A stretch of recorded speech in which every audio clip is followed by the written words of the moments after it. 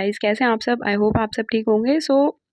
पिछली वीडियो में हमने बात करी थी इल्तुतमिश और रज़िया सुल्तान के बारे में, स्लेव डायनेस्टी के काफ़ी अच्छे रूलर्स के बारे में। हमने पहले इंट्रोडक्शन पढ़ा, फिर कुतुबुद्दीन ऐबक, इल्तुतमिश, फिर रज़िया सुल्तान। और आज की वीडियो में हम पढ़ेंगे बलबन के बारे में, जिनको greatest sultan of medieval India कहा जाता है। ममलूक डायनेस्टी के one of the prominent ruler Ghiyasuddin Balban. इनका टाइम पीरियड 1266 से 87। अब कई जगह ना आपको ये 46 भी मिल जाएगा, क्योंकि ये ना उन नोबल्स में थे, नोबल्स में से एक थे जो चहलगानी के नोबल्स इल्तुतमिश ने बनाए थे। तो इस वजह से ये आ तो 46 में गए थे, बट इनका जो एरा स्टार्ट होता है ना वो 66 या 65 में ही होता है। सो इस वजह से थोड़ी सी कंफ्यूज मत होना इस चीज़ को देख के। अलग अलग बुक में जो भी आपको सही लगे ना, आप उस हिसाब से देख लेना, अगर आप कहीं और से भी पढ़ते हो तो। पिछले वीडियोज़ में हमने वो सारे टॉपिक्स कवर कर लिए थे। आपको ये वीडियो शायद तभी समझ में आएगी जब आप वो पुरानी वीडियोज़ देख लोगे। सो आई होप आपको चीज़ें समझ में भी आए, और समझ में आती है तो वीडियो को लाइक ज़रूर कीजिएगा, चैनल को सब्सक्राइब कीजिएगा। तो चलिए शुरू करते हैं।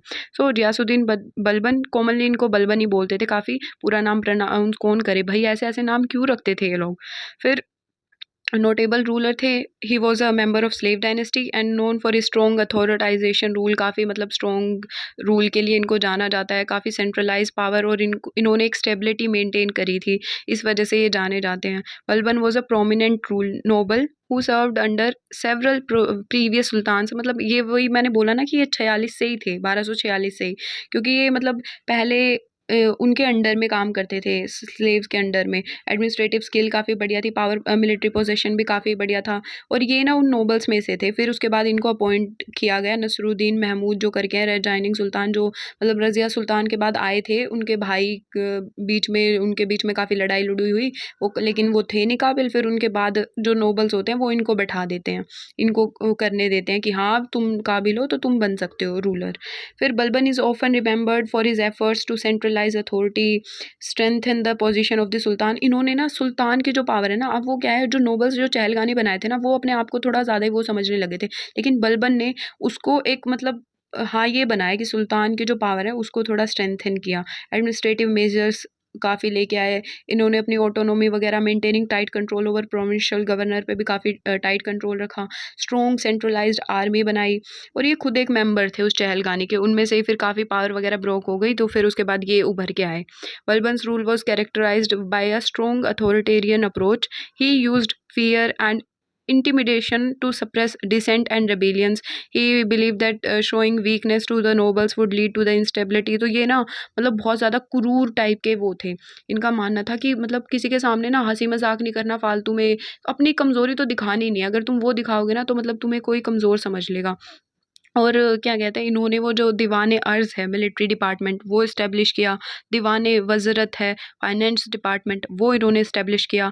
नियाबत खुदाई करके है, जो मतलब कि impressed upon the people that king was deputy of God. मतलब इन्होंने ना अपने आप को निबायत खुदा बोला था कि मैं मतलब भगवान का भेजा हुआ बंदा हूँ। खुद भी इन्होंने टाइटल लिया था ज़िल्ले इलाही का, शेडो ऑफ गॉड, कि मैं भगवान का भेजा हुआ बंदा हूँ, मुझे इसीलिए भेजा गया है। और इन्होंने ना वो चीज़ भी इंट्रोड्यूस करी थी जो पर्शियन एटिकेट्स होते हैं ना, जो सिजदा और पायबोस करके, वो चीज़ मैंने यहाँ पे मेंशन नहीं किया। अगर आप वीडियो सुनोगे अच्छे से तो आप नोट कर सकते हो।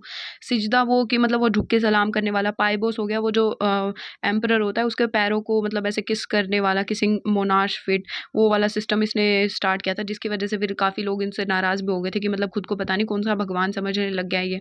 इन्होंने स्पाइस जो होते हैं वो भी अपॉइंट करे आर्मी में, और सेपरेशन ऑफ मिलिट्री अफेयर्स और फाइनेंस डिपार्टमेंट को भी अलग करा गया, और खुद को रिप्रेजेंटेटिव ऑफ गॉड मानते थे।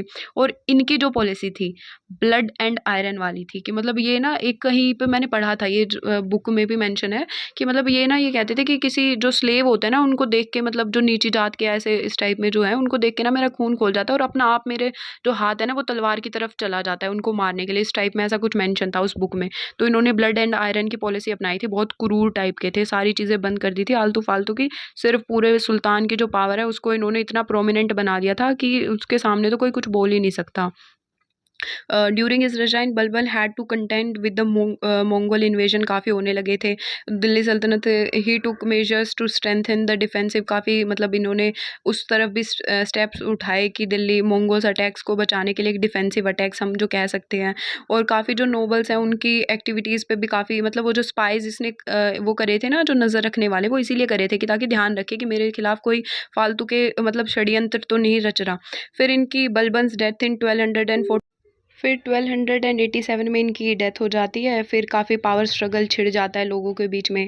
काफ़ी लास्टिंग इम्पैक्ट इनका रहा है, काफ़ी लंबा रूल, सबसे लंबा रूल आई थिंक इन्हीं का था पूरे उसमें, जो भी स्लेव डायनेस्टी थी। फिर वही की लेगेसी की जो नोबल्स होते हैं, फिर इनके बाद वो भी खुद को पावरफुल समझ लेते हैं, और इनके बाद जो सक्सेसर आते हैं वो भी इतने कुछ खास काबिल नहीं आते। लेकिन इन्होंने ना बहुत कुछ, मतलब इतने अच्छे रिफॉर्म्स इनके अकॉर्डिंग थे वो अच्छे रिफॉर्म्स, कि मतलब इन्होंने अपने अकॉर्डिंग काफ़ी अच्छे रिफॉर्म्स वगैरह करे, और काफ़ी कंसोलिडेट करी पावर, काफ़ी एक्सटेंड करी, काफ़ी हाईलाइटेड जो भी थे मंगोल्स अटैक से बचाने के लिए काफ़ी डिफेंसिव पॉलिसीज़ वगैरह अपनाई, स्ट्रॉन्ग गवर्नेंस, स्ट्रिक्ट कंट्रोल, और efforts to stabilise the Delhi सल्तनत। एक नोटेबल चैप्टर इनका मान सकते हैं हम था पूरा इनका दिल्ली सल्तनत में, काफ़ी कुछ अच्छा किया। फिर इनके बाद के जो रूलर है ना, एक तो ये नसीरुद्दीन महमूद करके, इनका थोड़ा सा मेंशन है कि 46 से 66 एडी तक इनका जो मतलब इन्होंने रहा रज़िया सुल्तान, बट फेस्ड, ये बीच में आते हैं, मतलब ये उनसे पहले के हैं। 46 से 66 बलबन से भी पहले के हैं। ये मैंने बीच में वैसे ही मेंशन नहीं किया था क्योंकि ऐसा इनका कोई खास रूल था नहीं। फिर उसके बाद तो ख़त्म ही। फिर उसके बाद काफ़ी सारे यही सक्सेसर जो आते भी हैं ना, वो भी काफ़ी वीक होते हैं। और आते क्या हैं, फिर उसके बाद तो खलजी डायनेस्टी स्टार्ट हो जाती है, क्योंकि इनके जो नोबल्स हैं वो अपने आप के, उनके आपस में काफ़ी कन्फ्लिक्ट हो जाता है, वो अपने आप को पावरफुल मानते हैं, तो कोई सक्सेसर बन ही नहीं पाता ढंग का। तो फिर इसके साथ साथ धीरे धीरे ना इनका डिक्लाइन हो जाता है, मतलब इस डायनेस्टी का। The dynasty contributed to the establishment and consolidation of Muslim rule in northern India, setting the stage for subsequent dynasty within the Delhi सल्तनत। और लेकिन एक स्टेज तैयार कर दिया इन लोगों ने कि अब तो कोई अगला आएगा ना, तो उसको एक बैठा बिठाया काम है कि हाँ ये लो, यहाँ इस एरिया पे तुम्हें राज करना है, इस एरिया पे तुम्हें काम करना है, अब उसको और बढ़ाते रहो, ये वाला काम करके इन्होंने दे दिया था। और फिर उसके बाद हमारी खलजी डायनेस्टी आएगी। अब आगे आने वाली वीडियोस में हम उन्हीं के बारे में बात करेंगे। और ये लास्ट में ये मैप आप देख सकते हैं, यहाँ तक पूरी पावर दिल्ली सल्तनत की चलती रहती है काफ़ी टाइम तक, जब तक ये इनका रूल एंड नहीं हो जाता। सो आई होप आपको समझ में आई होंगी चीज़ें। वीडियो को लाइक ज़रूर कीजिएगा, चैनल को सब्सक्राइब कीजिएगा। तो मिलते हैं नेक्स्ट वीडियो में। Thank you.